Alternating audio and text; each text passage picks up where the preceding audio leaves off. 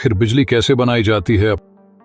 TV, पंखा, fridge, AC, cooler का इस्तेमाल तो आप करते ही होंगे, और यह सभी इक्विपमेंट्स ऑपरेट करने के लिए हमें जिस चीज की आवश्यकता होती है वह होती है इलेक्ट्रिसिटी, यानी कि बिजली।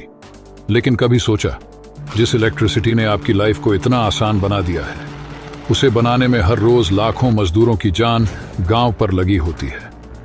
और अब सवाल यह है कि आखिर बिजली बनाई कैसी जाए? बिजली बनाने के लिए किस चीज का इस्तेमाल होता है और क्यों? बिजली बनाते समय इन मजदूर भाइयों को अपनी जान हथेली पर रखकर काम करना पड़ता है। तो दोस्तों, आज की इस वीडियो को पूरा जरूर देखिएगा, ताकि आपको भी पता चले कि आपकी जिंदगी आसान बनाने वाली बिजली को बनाना आखिर कितना मुश्किल भरा काम है। जानकारी भरा सफर स्टार्ट करने से पहले वीडियो को एक छोटा सा लाइक करके चैनल को सब्सक्राइब कर लीजिए। चलिए शुरू करते हैं दोस्तों। सबसे पहले जानना जरूर कि बिजली को बनाने की एक नहीं बल्कि कई तरीके होते हैं। बिजली को पानी की मदद से, कोयले की मदद से, पवन चक्की की मदद से और जनरेटर की मदद से बनाया जा सकता है। और आज हम आपको इन सभी अलग अलग तरीकों से बिजली कैसे बनाई जाती है इसके बारे में डिटेल में जानकारी देने वाले हैं। तो सबसे पहले बताते हैं कि आखिर पानी से बिजली कैसे बनाई जाती है। तो पानी बिजली का सबसे बड़ा कंडक्टर होता है, क्योंकि इलेक्ट्रिसिटी के संपर्क में आते ही शॉर्ट सर्किट और करंट का तगड़ा झटका आपको लग सकता है। कंडक्टर उसे कहते हैं, जिससे बिजली आर पार हो जाती है। ऐसे में पानी से बिजली बनाने के लिए नदियों और नहरों पर बड़े बड़े बांध के पानी को इस्तेमाल किया जाता है। इसके लिए जब बांध बनाए जाते हैं तो बांध के फाउंडेशन पर लगे हुए पिलर्स के बीच में स्पिलवे तैयार किए जाते हैं, और इन स्पिलवे के बीच में दरवाजे लगाने की जगह अंडरग्राउंड पाइप्स की फिटिंग कर दी जाती है। इन पाइप्स को पेन स्टॉक कहते हैं। अब इन अंडरग्राउंड पाइप से जब प्रेशर के साथ पानी गुजरता है तो जिस जगह पानी का प्रेशर सबसे ज्यादा पड़ता है वहीं पर टरबाइन फिट कर दी जाती है। इस टरबाइन की मदद से काइनेटिक एनर्जी को हाइड्रो इलेक्ट्रिक एनर्जी में बदला जाता है, और जब डैम का पानी पूरे प्रेशर के साथ इस टरबाइन के ऊपर गिरता है तो गोल गोल घूमते हुए इसके ब्लेडों में लगी हुई मोटर में पावर जनरेट होती है, और इसी मोटर की घूमने की वजह से रोटेशनल काइनेटिक एनर्जी प्रोड्यूस होना शुरू हो जाती है, जो जनरेटर हाउस तक जाते जाते इलेक्ट्रिक एनर्जी में कन्वर्ट हो जाती है, जहां पर मोटे मोटे बिजली के तार लगे होते हैं जिनमें बिजली बहना शुरू हो जाती है। इन बांधों के ऊपर बड़े बड़े ट्रांसफार्मर्स लगे होते हैं, जिनमें से गुजर कर बिजली को हमारे दैनिक इस्तेमाल के लिए आगे भेजा जाता है, और इस तरह पानी से बिजली बनाने का प्रोसेस पूरा होता है। चलिए अब बताते हैं विंड मिल, यानी कि पवन चक्की से बिजली कैसे बनाई जाती है। तो दोस्तों, आप लोगों ने किसी गांव देहात या फिर किसी सुनसान इलाके से गुजरते हुए मैदानों में लगी हुई बड़ी बड़ी पवन चक्कियों को देखा होगा, जिनमें 3 पंखे लगे होते हैं जो घूमते हैं। इन्हें देखकर यकीन करना मुश्किल है कि इन पंखों से बिजली बनाई जा सकती है, लेकिन गांव देहातों और अर्बन एरियाज में बिजली पैदा करने का मेन सोर्स ये विंड मिल ही होती है।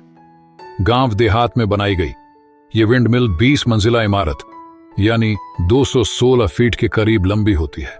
वहीं इनके पंखों की लंबाई लगभग 116 फीट तक रखी जाती है।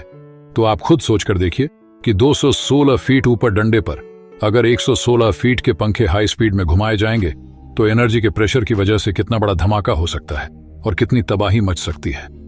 यही वजह है कि मैकेनिकल बैलेंस के जरिए ये विंड मिल के पंखे हमेशा स्लो स्पीड में ही घूमते हुए दिखाई देते हैं। बिजली बनाने के लिए इन विंड मिल में घूमने वाले 3 पंखों के बीचों बीच एक राउटर हब बनाया जाता है, और जितनी स्लो स्पीड से विंड मिल के पंखे घूमते हैं उससे 100 गुना तेज स्पीड से ये रोटर हब विंड मिल के स्ट्रक्चर के अंदर रोटेट होता है। इस रोटर हब के पीछे के हिस्से पर लोहे का एक बड़ा डंडा यानी ड्राइव शाफ्ट लगी होती है, जो राउटर हब के साथ उतनी ही एनर्जी और स्पीड से घूमती है, और शाफ्ट के पीछे एक गियर बॉक्स में टरबाइन को फिट किया जाता है। इस टरबाइन के पीछे एक जनरेटर लगा होता है। तो जैसे जैसे विंड मिल घूमती है वैसे वैसे ड्राइव शाफ्ट घूमता है, जिसकी एनर्जी से रोटर हब को एनर्जी मिलती है और टरबाइन को घूमने में मदद मिलती है। टरबाइन के घूमने के साथ ये जनरेटर मिलने वाली एनर्जी से इलेक्ट्रिसिटी प्रोड्यूस करता है, लेकिन कभी कभी आंधी तूफान के मौसम में ये विंड मिल के पंखे जरूरत से ज्यादा स्पीड में घूमते हैं, जिसकी वजह से अंदर लगे हुए ड्राइव शाफ्ट, रोटर हब और टरबाइन की स्पीड भी इनबैलेंस हो जाती है। और इसी इनबैलेंस को कंट्रोल करने के लिए विंड मिल के अंदर एक गियर बॉक्स को फिट किया जाता है, ताकि विंड मिल के पंखों की गति को कंट्रोल किया जा सके।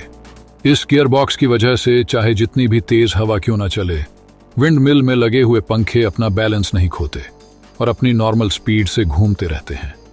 विंड मिल के ऊपरी हिस्से में जो एनर्जी प्रोड्यूस की जाती है वह एनर्जी जनरेटर से होकर विंड मिल के डंडे से लगे हुए तारों की मदद से उसके बेस में मौजूद ट्रांसफार्मर में आ जाती है, जहां से इसके वोल्टेज को बढ़ाकर इसे पावर स्टेशन में ट्रांसफर कर दिया जाता है और इसी पावर स्टेशन की मदद से पूरे गांव या शहरों में बिजली पहुंचाई जाती है और इस तरह विंड मिल्स की मदद से बिजली बनाई जाती है। अब बात करते हैं आखिर कोयले से बिजली कैसे बनाई जाती है। तो दोस्तों, कोयले से बिजली बनाने के लिए सबसे पहले एक इलेक्ट्रिक पावर प्लांट तैयार किया जाता है, जहां कोयले से बिजली बनाने का सारा प्रोसेस होता है। कोयले से बिजली बनाने के लिए सबसे पहले खदानों में से मिलियन टन्स कच्चा कोयला लाया जाता है और बिजली बनाने के प्रोसेस में सबसे पहला स्टेप इसी मिलियन टन कोयले को स्टोर करना होता है। तो कोयले को स्टोर करने के लिए सबसे पहले कोयले के बड़े बड़े टुकड़ों को क्रशर मशीन की मदद से पाउडर में तब्दील कर लिया जाता है ताकि स्टोरेज आसानी से हो सके। अब इसके बाद कोयले के पाउडर को एक खास तरीके से जलाया जाता है, जिसमें कोयले की फ्यूल डेंसिटी वाला मटेरियल और कोयले के जलने से बची हुई राख को अलग कर लिया जाता है। अब बड़ी बड़ी मशीनों में पानी भरकर हीटिंग प्रोसेस के जरिए पानी को गर्म करके भाप बनाई जाती है। इन मशीनों के पाइपों में पानी भरा होता है और उन पाइपों के जरिए जले हुए कोयले की एयर ऐश को पानी के साथ उबालकर भाप बनाई जाती है और कोयले की बची हुई राख को सीमेंट बनाने के लिए भेज दिया जाता है और कोयले को जलाते समय उड़ने वाले धुएं को फिल्टर करके हवा में छोड़ दिया जाता है। कोयले को जलाकर जो भाप तैयार होती है, उस भाप को बिजली बनाने की प्रोसेस में इस्तेमाल किया जाता है। इस भाप को बिजली बनाने की मशीन की दूसरी यूनिट में लगे टरबाइन में फिर से चलाया जाता है और इसके बाद टरबाइन के जरिए कोयले से बिजली बनाई जाती है। और अगर इस मशीन में लगी टरबाइन की बात करें तो ये गोल पंखे की तरह तो होती है, जिसे प्रेशर स्टीप के जरिए चलाया जाता है। इसके बाद टरबाइन के घूमने से चुंबक से बिजली बनाने के सिद्धांत के जरिए जनरेटर चलाया जाता है और इसके बाद चुंबक के बीच बिजली का तार आदि घूमने से बिजली का उत्पादन होता है। इस दौरान टरबाइन पर खास प्रेशर का ध्यान रखा जाता है, जिससे टरबाइन काफी तेज घूमता है और इससे जुड़ा ऑल्टरनेटर भी तेज घूमता है और आसानी से बिजली बनने लगती है। इसके बाद यह बिजली पावर ट्रांसफार्मर तक पहुंचाई जाती है और फिर तारों के जरिए हमारे घरों तक आती है। और अब जानते हैं आखिर घरों और शादी ब्याह में इस्तेमाल होने वाले जनरेटर से बिजली कैसे बनाई जाती है। तो दोस्तों, शादी पार्टियों में बिजली सप्लाई करने वाले जनरेटर में बिजली बनाने के लिए टरबाइन और इंजन का इस्तेमाल किया जाता है। जनरेटर में लगे हुए इंजन की मदद से टरबाइन को घुमाया जाता है और ये टरबाइन काइनेटिक एनर्जी को इलेक्ट्रॉनिक एनर्जी में कन्वर्ट करती रहती है।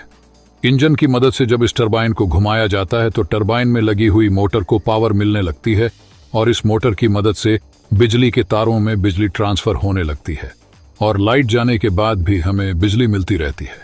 जनरेटर में बिजली बनाने के लिए अक्सर पानी का इस्तेमाल किया जाता है और इस तरह से जनरेटर से बिजली बनाई जाती है। तो दोस्तों, उम्मीद है कि अब आप समझ गए होंगे कि अलग अलग तरीकों से किस तरह बिजली बनाई जाती है। उम्मीद करते हैं आपको वीडियो पसंद आई होगी। वीडियो अच्छी लगी तो वीडियो को लाइक कीजिएगा, चैनल को सब्सक्राइब कीजिएगा। ज्यादा से ज्यादा लोगों तक वीडियो को शेयर करना बिल्कुल भी मत भूलिए ताकि ये जानकारी हर किसी को मिल सके।